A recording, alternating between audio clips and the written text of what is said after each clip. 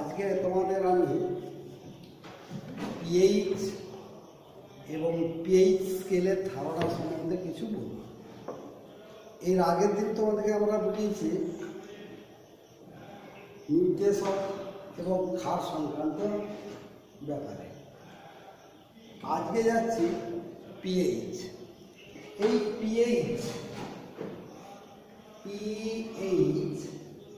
এই কথাটার অর্থ কী, বা এই পিএইচ শব্দটা কোথার থেকে উৎপত্তি? জার্মান শব্দ পোটেনজেন্ট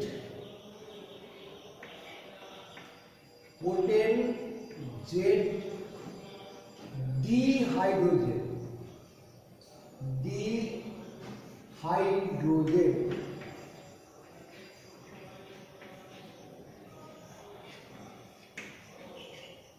এই শব্দটা থেকেই পিএইচ কথাটা উৎপত্তি হয়েছে। তাহলে এই পিএইচের বা পোটেনজেন্ট ডিহাইড্রোজেনের অর্থ কি? অর্থ হচ্ছে হাইড্রোজেন আয়নের গাঢ়ত্ব কতখানা, সেটাই বলছে পিএইচ। এই পিএইচ তাহলে আমরা কাকে বলি? কোনো দ্রবণে H+ আয়নের মোলার গাঢ়ত্বের ঋণাত্মক লগারিদমের মানকে ওই দ্রবণের আমরা পিএইচ বলি।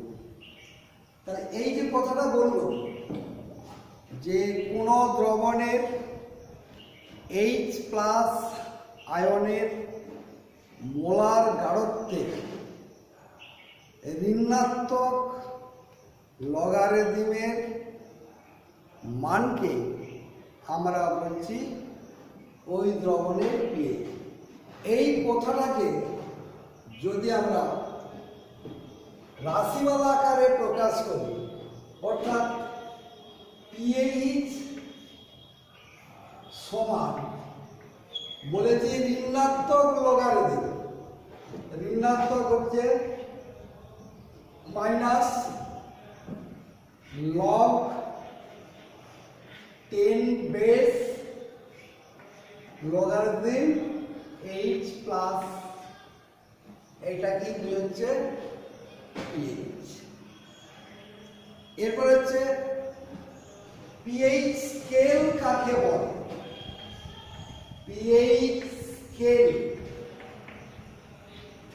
কাকে বলে? পিএইচ স্কেল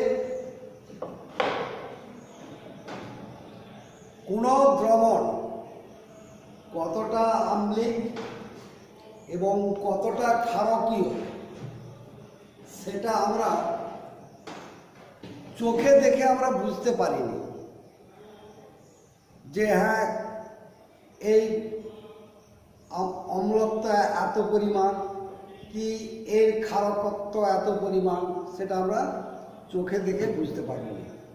শুধু চোখে দেখে কেন, কোনো নির্দেশক যদি আমরা দিই, সেই নির্দেশকের সাহায্যে আমরা কি পাই? যে দ্রবণটা কোনটা অ্যাসিড বা কোনটা ক্ষার বা কোনটা প্রশম, এইগুলো পাব। কিন্তু ওই দ্রবণগুলোর গাঢ়ত্বটা যে কতখানা সেটা আমরা কিন্তু নির্দেশকের সাহায্যেও আমরা পাই না। তাহলে আমরা কি করে অ্যাসিড এবং ক্ষারের গাঢ়ত্ব নির্ণয় করব? তাহলে যে স্কেলের সাহায্যে আমরা গাঢ়ত্ব কার অ্যাসিডের এবং ক্ষারের সঠিকভাবে নির্বাচন করতে পারি বা নির্ধারণ করতে পারি বা পরিমাপ জানতে পারি, সেই স্কেলকেই আমরা বলবো পিএইচ স্কেল। তাহলে পিএইচ স্কেল কাকে বলে? কোনো দ্রবণ কতটা আম্লিক বা কতটা ক্ষারকীয় তা আমরা সাধারণ চোখে দেখে বুঝতে পারিনি, এমনকি কোনো নির্দেশকের সাহায্যেও আমরা বুঝতে পারিনি। পিএইচের সাহায্যে আমরা যে স্কেলের মাধ্যমে অ্যাসিডের গাঢ়ত্ব এবং ক্ষারকত্ব আমরা সঠিকভাবে নির্ধারণ করতে পারি বা মাপতে পারি, সেই স্কেলকেই আমরা বলবো পিএইচ স্কেল। এই পিএইচ স্কেলের প্রকৃতিটা কি? পিএইচ স্কেলের প্রকৃতি, এই যে এইচ আয়ন বলছি, এর মানে কি? এইচ আয়ন হলো এইচ প্লাস আয়নের ক্ষমতা। এর ক্ষমতা বা গাঢ়ত্ব যত বাড়বে পিএইচ স্কেলে তার মান তত কমবে। আবার বিপরীতটাও আছে, যদি এইচ আয়নের ক্ষমতা বা গাঢ়ত্ব যত বৃদ্ধি পাবে তত হ্রাস পায়। এই সাহায্যে আমরা কি লিখতে পারি? যদি পিএইচ এর মান 1 থেকে বা 0 থেকে 7 এর মধ্যে হয়, 7 এর মধ্যে হয়, তবে দ্রবণটি হবে অ্যাসিড, তবে দ্রবণটি হবে অ্যাসিড। এই অ্যাসিডের আবার কি আছে? গাঢ়ত্ব কম বেশি আছে। তাহলে যত 7-এর চেয়ে কম হবে, 7-এর চেয়ে যত কম হবে গাঢ়ত্ব, তত অ্যাসিডের গাঢ়ত্ব তত 7-এর কম হলে গাঢ়ত্ব অ্যাসিডের বাড়ে।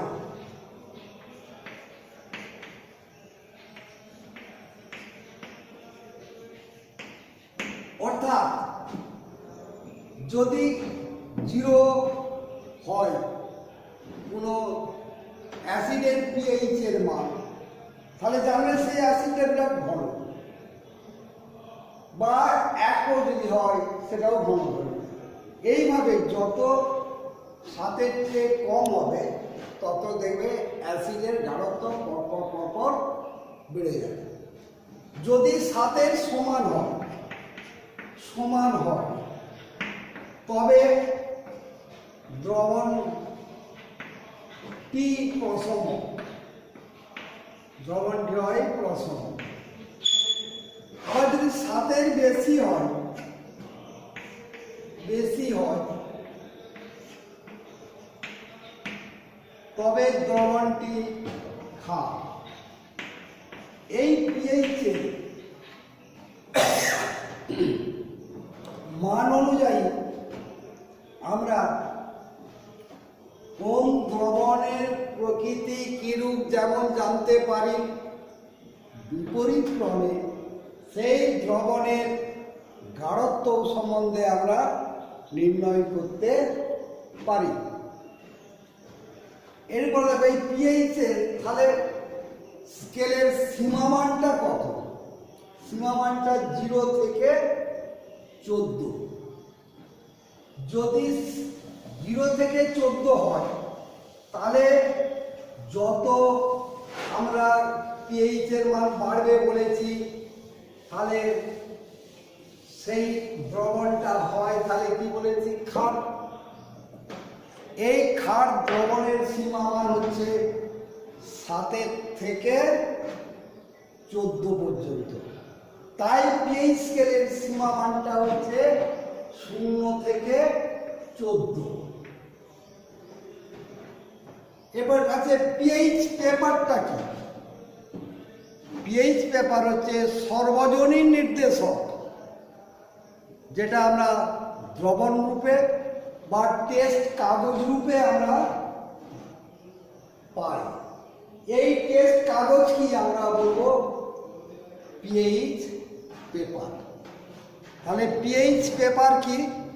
পেপার বলতেই যে শুধু কাগজটা কি মনে হবে তার কিছু মানে নাই। কি বললুম, সর্বজনীন নির্দেশক দ্রবণ রূপেও একে পাওয়া যায়, আবার টেস্ট কাগজ রূপেও পাওয়া যায়। এই কাগজটা কি তখন আমরা বলবো পিএইচ পেপার। তাহলে এই পিএইচ পেপারে যে দ্রবণে ডুবালে প্রতিটি মানের জন্য পেপারের বর্ণগুলো কিরূপ হবে সেটা আমি একটু আলোচনা করছি। PH paper, pH paper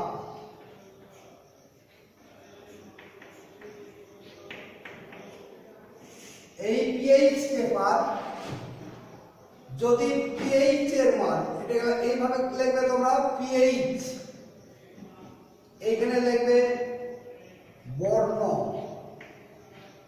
pH paper,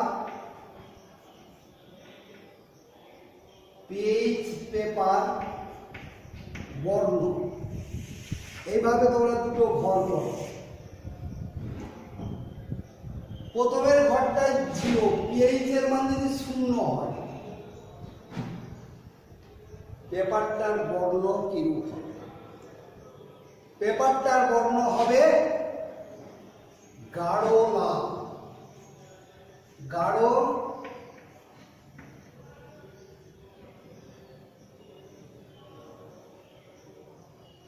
লাল।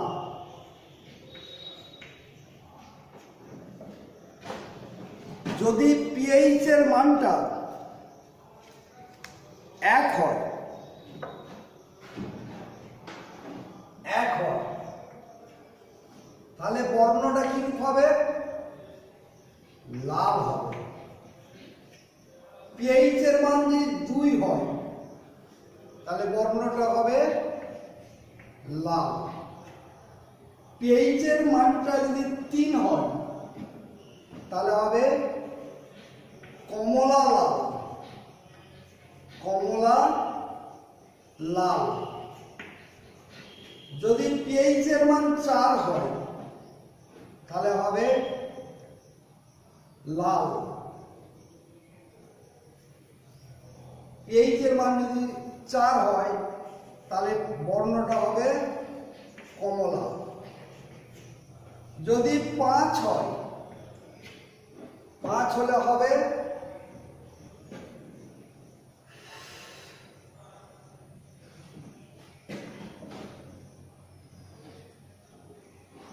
কমলা সবুজ।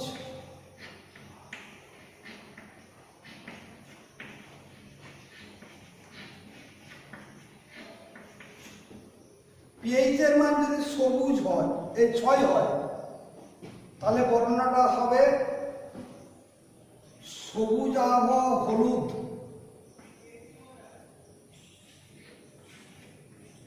সবুজ আবহাওয়ার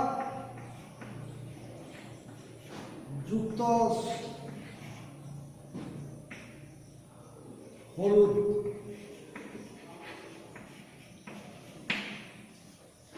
যদি 7 হয় তাহলে বর্ণটা হবে সবুজ,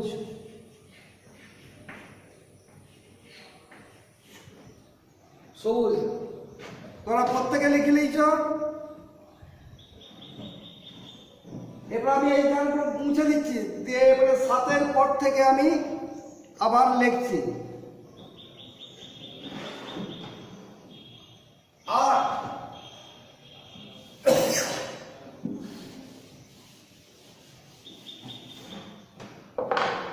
8 হলে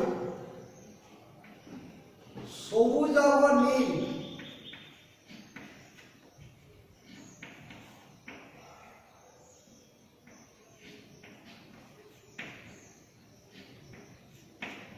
সবুজ আভা নীল। 9 হলে শুধু নীল। 10 হলে গাঢ় নীল।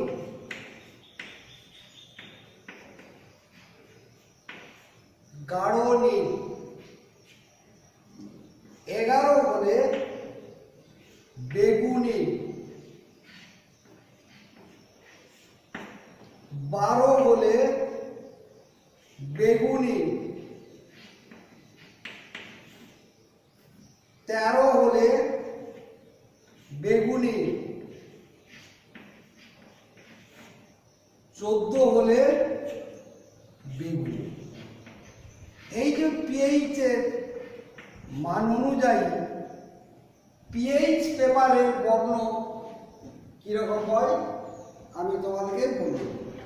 কারণ পিএইচ স্কেলের সীমামান হচ্ছে 0 থেকে 14, তাই আমি 0 থেকে 14 পর্যন্ত পিএইচ পেপারের বর্ণগুলো প্রত্যেকের উল্লেখ করে দিই। তাহলে পিএইচ পেপার, পিএইচ স্কেল আর পিএইচ, এই তিনটে সম্বন্ধে তোমাদের ধারণা হলো। এরপর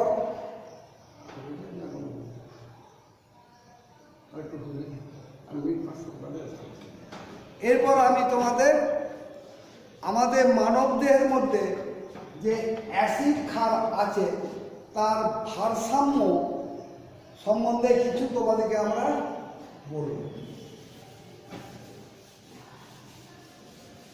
প্রথমেই জানতে হবে, এই যে ধরো আমরা বেঁচে আছি, কিভাবে বেঁচে আছি? প্রতিদিন খাদ্য খাই, খেয়ে বেঁচে থাকি। এই যে প্রতিদিন আমরা খাদ্যগুলো খাচ্ছি, এই খাদ্যগুলোর মধ্যে কিছু খাদ্য আছে যেগুলো অ্যাসিড প্রকৃতির, আবার কিছু খাদ্য আছে যেগুলো হচ্ছে ক্ষারকীয় প্রকৃতির। তাহলে হয়তো তোমরা বলবে যে খাদ্যের যে অ্যাসিড প্রকৃতির এবং ক্ষার প্রকৃতি আছে, কোনগুলো খেলে আমাদের ক্ষার হবে এবং কোনগুলো খেলে আমাদের অ্যাসিড হবে। তোমরা শুধু একটা কথাই মনে রাখবে, যদি আমরা উদ্ভিজ খাদ্য খাই তাহলে আমাদের শরীরে সেই খাদ্যের মাধ্যমে ক্ষার সৃষ্টি হয়। আবার যদি আমরা প্রাণীজ খাদ্য খাবার খাই তাহলে আমরা দেখতে পাবো সেই খাবার খেলে সেই খাবারের মধ্যে আমাদের শরীরে অ্যাসিড উৎপন্ন করে।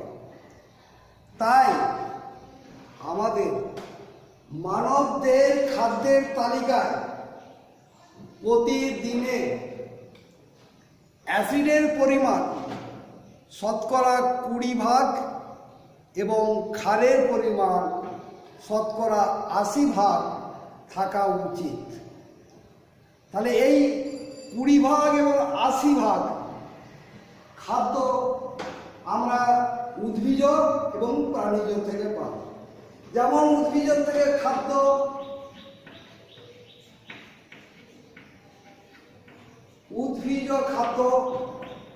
যেগুলো আমরা খাই তার আমি কতগুলো নাম বলছি, যেগুলো খেলে আমাদের শরীরের মধ্যে ক্ষার সৃষ্টি হয়। আর প্রাণীজ খাদ্য যেগুলো খেলে অ্যাসিড সৃষ্টি হয়। এই ক্ষার এবং অ্যাসিডে প্রতিদিনের এই 80% ক্ষার এবং 20% অ্যাসিড থাকা দরকার। একই আমরা বলবো মানবদের অ্যাসিড ক্ষারের ভারসাম্য। সেই উদ্ভিজ খাদ্যগুলো কি? ধরো আমরা ভাত খাই, সেই ভাতটা কত খাই? চাল। আমরা ডাল খাই, ডাল। সবুজ শাকসবজি খাই, সবুজ শাকসবজি।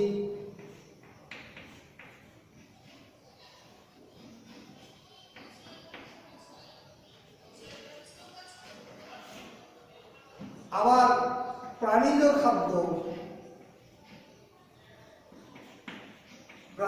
খাদ্য যেমন ধরো মাছ তো তোমাদের আগে প্রিয় খাদ্য, তাহলে মাছটা, তার সঙ্গে একটু মাংস, তারপরে হচ্ছে দুধ, তারপরে হচ্ছে ডিম। এই সব খাবারগুলো যদি আমরা খাই তাহলে আমাদের শরীরে অ্যাসিড এবং ক্ষারের ভারসাম্য বজায় থাকবে। তাহলে অ্যাসিড ক্ষারের ভারসাম্য বজায় রাখার জন্য কোন কোন বিষয়ের উপর আমাদের নির্ভর করে?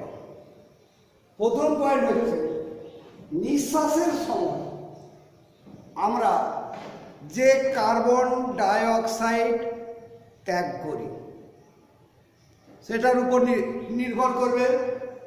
2 নম্বর পয়েন্ট কি, আমাদের দেহের অভ্যন্তরে যে বিভিন্ন ধরনের রাসায়নিক বিক্রিয়ার উপর নির্ভর করবে। এই নির্ভর করার উপরই আমাদের মানবদের খাদ্য তালিকায় সম্পূর্ণরূপে নির্ভর করছে অ্যাসিড ক্ষারের ভারসাম্য বোঝায়। তবে একটা জিনিস তোমরা মনে রাখবে, এই ক্ষারীয় মাধ্যম আমাদের মানব দেহের মধ্যে বেশি পরিমাণ থাকে বলে আমরা সুস্থ সবল বেশি থাকতে পারি। তাই যদি কারো এই অ্যাসিড ক্ষারের ভারসাম্য শরীরের মধ্যে নষ্ট হয়ে যায় তাহলে দেখবে তাদের দাঁতের এনামেলটা আসবে, অস্থিসন্ধি নষ্ট হবে, ফলে কি হয়, আমরা সহজে বার্ধক্যে উপনীত হতে যায়। আবার যদি ধরো রক্ত কোনো কারণে যদি অ্যাসিডের পরিমাণটা বেড়ে যায় তাহলে আমাদের বিভিন্ন অঙ্গ থেকে বৃক্কের মাধ্যমে ক্যালসিয়াম, সোডিয়াম, পটাশিয়াম আয়নগুলোকে তারা টেনে নেয়।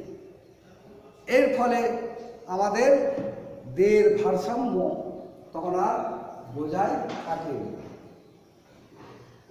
পরবর্তী পর্যায়ে আমি যাচ্ছি যে আমাদের শরীরে কি কি উপায়ে ল্যাকটিক অ্যাসিডটা উৎপন্ন হয়। প্রথম ধরো, যদি আমাদের দেহে বিভিন্ন জীবাণুর মাধ্যমে রোগ হয় তাহলে কি হবে, সেই রোগ থাকলে আমরা আমাদের দেহকোষে ল্যাকটিক অ্যাসিডের পরিমাণটা বেড়ে যায়। আবার যদি কোনো ভারী কাজ করি তাহলে আমরা দেখবে অল্পতেই ক্লান্ত হয়ে পড়ি এবং তখন কি হয়, আমাদের পেশিগুলো বিরাট ব্যথা লাগে। কেন লাগে? ওই যে পেশি কোষে যে গ্লুকোজগুলো থাকে সেই গ্লুকোজগুলো ভেঙে যায়, ভেঙে যেয়ে কি হয়, ল্যাকটিক অ্যাসিডে পরিণত হয়। আর একটা হচ্ছে যে কেউ যদি দীর্ঘদিন ধূমপান করে, সেই ধূমপান করার মাধ্যমেও আমাদের কিন্তু শরীরে ল্যাকটিক অ্যাসিডের পরিমাণ বেড়ে যায়।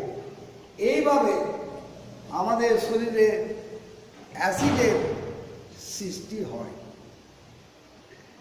আজকে তাহলে তোমাদের এই পর্যন্ত থাক। পরবর্তী পর্যায়ে আমরা আবার আলোচনা আসব এবং সেই আলোচনার মাধ্যমে থাকছে খাদ্য লবণ। যে নুনটা তোমরা ঘরে খাও সেই সম্বন্ধে তোমাদেরকে এরপর দিনে আমরা বলবো।